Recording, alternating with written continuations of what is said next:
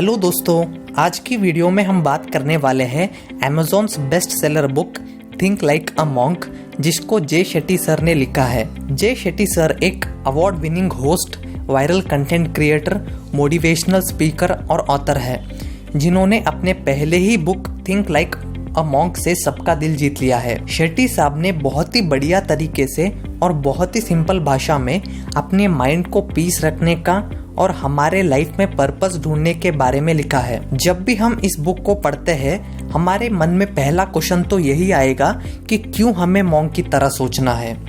जे Shetty sir का कहना है कि अगर हमें बास्केटबॉल का चैंपियन बनना है तो हम माइकल जॉर्डन से सीख सकते हैं। अगर हमें इनोवेटिव थिंग्स बनाना है तो हम इलॉन मस्क से सीख सकते हैं। ठीक उसी तरह अगर हमें अपने माइंड को ट्रेन करना है और अपने लाइफ में पीस, काम और पर्पस को अचीव करना है तो हमको मॉन्क से सीखना होगा, क्योंकि मॉन्क इन सभी फील्ड के एक्सपर्ट होते हैं। जे शेट्टी ये नहीं कहते कि मॉन्क की तरह सोचने के लिए हमको सरगंजा करवाना पड़ेगा या संन्यास लेना होगा। वो तो बस ये कहते हैं कि हमें हमारे माइंडसेट को कैसे मॉन्क के माइंडसेट की तरह बनाना है, कैसे हम मॉन्क की तरह सोच सकते हैं और ये सभी हम मॉडर्न सेंचुरी में कैसे अचीव कर सकते हैं। जे शेट्टी सर इस ब्यूटीफुल जर्नी की शुरुआत उनके कॉलेज कैस बिजनेस स्कूल, जो कि लंदन में है, वहाँ से होती है।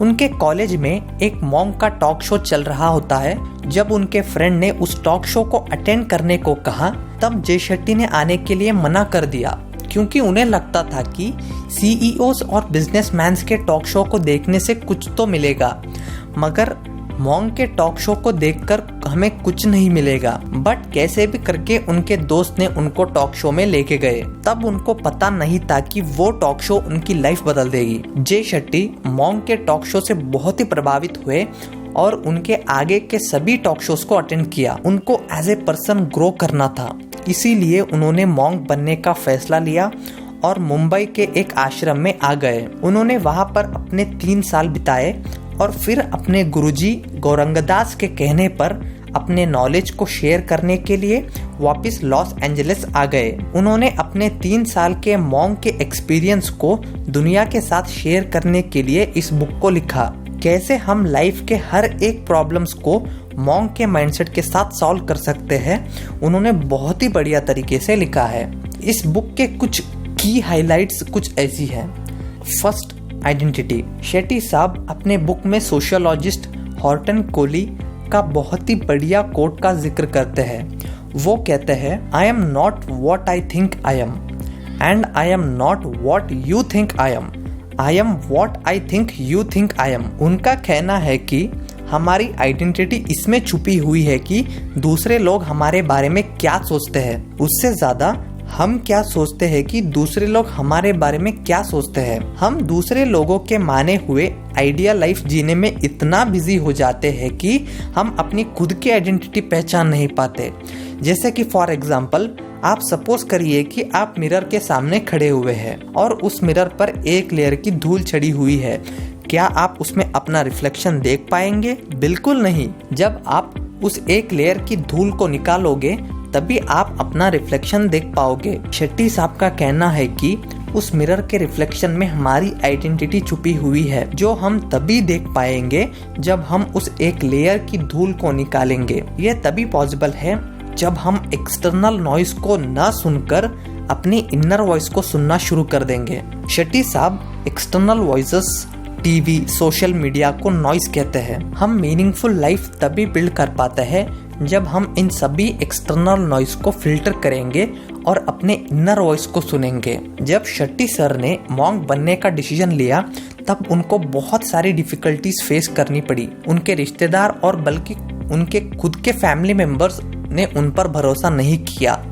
बहुत सारे रिश्तेदार उनको मॉन्क बनने के डिसीजन पर रोज ताना मारते थे और उनके पेरेंट्स से कहते थे कि आपका बेटा कुछ नहीं बन पाएगा। पर शेट्टी साहब ने इन सभी एक्सटर्नल नॉइस को फिल्टर किया और अपने इनर वॉइस को सुना और आगे बढ़े। वो भी कहते हैं कि आज वो जिस भी मुकाम पर है वो अपने डिसीजन के वजह से है। आज हमारी सोसाइटी ने सक्सेस को कुछ इस तरह डिफाइन किया है, हमें अपना स्कूलिंग खत्म करने के बाद एक अच्छी कॉलेज ज्वाइन करना चाहिए, फिर बाद में एक बढ़िया कंपनी में जॉब, फिर शादी, प्रमोशन एक्सेट्रा। उसमें कुछ गलत नहीं है कि सोसाइटी हमारे सामने सक्सेस मॉडल्स को रखे, बट हमें as a individual person analyse करना होगा कि क्या जो सोसाइटी मेरे लिए सक्सेस मॉडल बता रही है, क्या वो सच में मेरे लिए फुलफिलिंग लाइफ होगा। आपको अपनी इनर वॉइस को सुनना होगा। शेट्टी साहब कहते हैं कि गाइडिंग वैल्यूज वो प्रिंसिपल्स हैं जो हमारे लाइफ के लिए बहुत ही इम्पोर्टेंट है और हमें लाइफ लॉन्ग गाइड करती है। वैल्यूज हमें एज ए इंसान बनाती है, जैसे कि मेरे वैल्यूज है लविंग, केयरिंग एक्सेट्रा। आपके गाइडिंग वैल्यूज क्या है, आप कमेंट सेक्शन में बता सकते हैं। शेट्टी साहब कहते हैं हमारे वैल्यूज बहुत सारे चीजों से इन्फ्लुएंस होती है, जैसे कि हम किसके साथ अपना ज्यादा से ज्यादा टाइम स्पेंड करते हैं, कौन सी मूवी देखते हैं, किस तरह की बुक्स पढ़ते हैं एक्सेट्रा। अगर हम अपने आप को celebrity gossip, violent games, troubling news में बिजी रखेंगे तो हमारे वैल्यूज भी जेलसी, जजमेंट, कंपटीशन और डिसकंटेंट में बदल जाती है। ऑथर कहते हैं कि आप अपने वैल्यूज के बारे में कुछ भी बोलिए, बट आपके एक्शंस आपकी असलियत बताती है।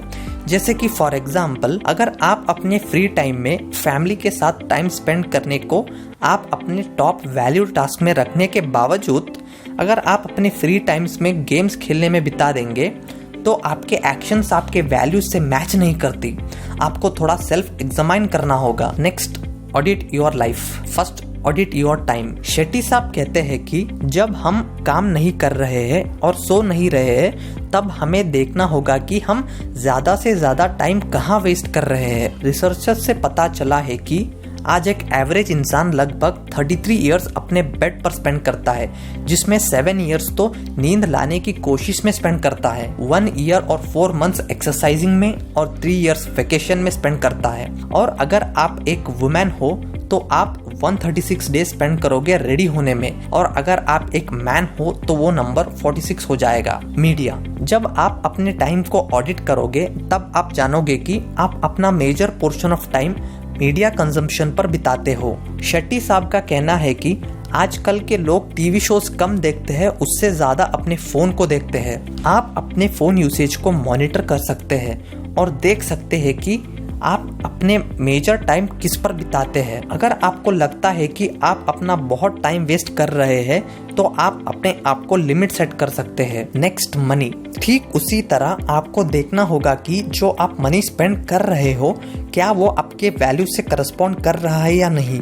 जैसे कि फॉर एग्जाम्पल, अगर आपने जिम मेंबरशिप लिया है और सिर्फ महीने में एक बार जिम के दर्शन करते हैं तो फिर आपको बैठ के सोच विचार करना होगा। आपको जानना होगा कि जिस तरह आप अपने मनी को स्पेंड करते हैं वो दर्शाता है कि आप क्या वैल्यू करते हैं। अगर आपको लगता है 60 मिनट ऑफ टीवी शो देखना, अरे यार कांट मिस इट, और वहीं पर 60 मिनट लंच विद फैमिली, अरे यार कभी बाद में कर लेंगे। अगर आपको लगता है एवरीडे कॉफी हैबिट, अरे यार चाहिए ही चाहिए, विदाउट कॉफी मुझे एक दिन नहीं चलेगा, और वहीं पर फ्रेश हेल्थ फूड चॉइसेस के लिए, अरे bro it's not worth it.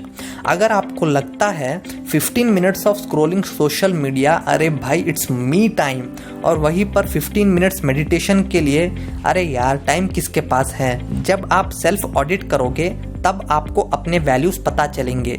Shetty साहब का कहना है कि हमारे लाइफ में 2 तरह की वैल्यूज है, एक हायर वैल्यूज और लोअर वैल्यूज। हायर वैल्यूज जैसे कि truthfulness, service, charity, gratitude etcetera, जिनसे हमें एक सेंस ऑफ खुशी मिलती है, और लोअर वैल्यूज जैसे कि greed, lust, anger, ego etcetera, जिनसे हमें एंग्जाइटी, डिप्रेशन बढ़ता ही रहता है। शेट्टी साहब कहते हैं कि जब आप अकेले नहीं हैं, आपको अपने आप को उन पर्सन्स के साथ सराउंड कर लेना है जो आपके वैल्यूज से मैच करता है। आप अपने आप को स्पेस दीजिए और उस डस्ट को क्लियर करके खुद को देखिए, दूसरों की नज़र से नहीं बल्कि खुद के नज़र से। Next, negativity. नेगेटिविटी हर तरफ फैली हुई है। हम अपने रोज दिन के छोटे छोटे खुशियों को एंजॉय करते नहीं है और पूरे दिन कंप्लेन करते रहते हैं। हम अपने आप को दूसरों से कंपेयर करते हैं, अपने पार्टनर की कंप्लेन करते हैं और अपने दोस्तों के पीठ पीछे उनकी बातें करते हैं जो हम आगे कभी भी नहीं बोलेंगे। Types of negative people.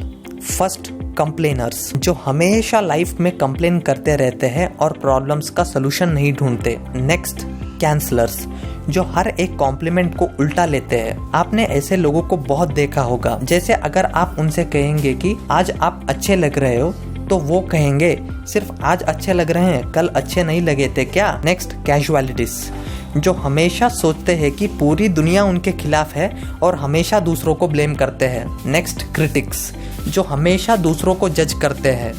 Next, commanders, जो अपने लिमिट्स को बहुत खूब जानते हैं पर दूसरों पर सक्सेस के लिए प्रेशर डालते हैं। नेक्स्ट, कॉम्पिटिटर्स, जो हमेशा अपने आप को किसी से कंपेयर करते रहते हैं।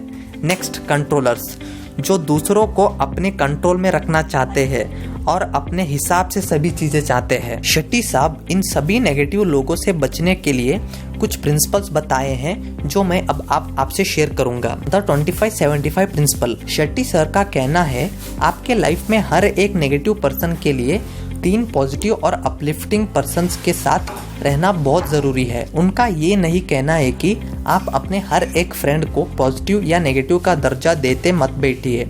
बस देखिए कि आप अपना 75% ऑफ टाइम उन पर्सन्स के साथ स्पेंड करिए जो आपको इंस्पायर करते हैं, ना कि डिमोटिवेट। Next, allocate time. आप उस नेगेटिव पर्सन को पूरी तरह से अपनी जिंदगी से निकाल नहीं सकते, पर उसके साथ कितना टाइम बिताना चाहते हैं वो आप बिल्कुल रेगुलेट कर सकते हो। कुछ पर्सन्स को आप 1 मंथ झेल सकते हैं, कुछ को 1 वीक और कहीं को तो 1 मिनट झेल नहीं सकते। आप हर एक पर्सन को टाइम अलॉट करिए कि आप कितना टाइम उनके साथ स्पेंड करेंगे। अगर आपको इस बुक के बारे में और जानना है तो आप इस वीडियो को लाइक कर सकते हैं और नीचे कमेंट सेक्शन में कमेंट कर सकते हैं। अगर आपको अलग अलग तरीकों के मेडिटेशन के बारे में जानना है तो आप इस बुक को परचेस कर सकते हैं, जिसके लिए आप डिस्क्रिप्शन बॉक्स चेक कर सकते हैं। अगर आपको ये वीडियो पसंद आई हो तो आप इसको लाइक कर सकते हैं, अपने वैल्यूएबल सजेशंस कमेंट्स कर सकते हैं और ऐसे ही क्वालिटी बुक समरीज हर वीक देखने के लिए इस चैनल को सब्सक्राइब कर सकते हैं।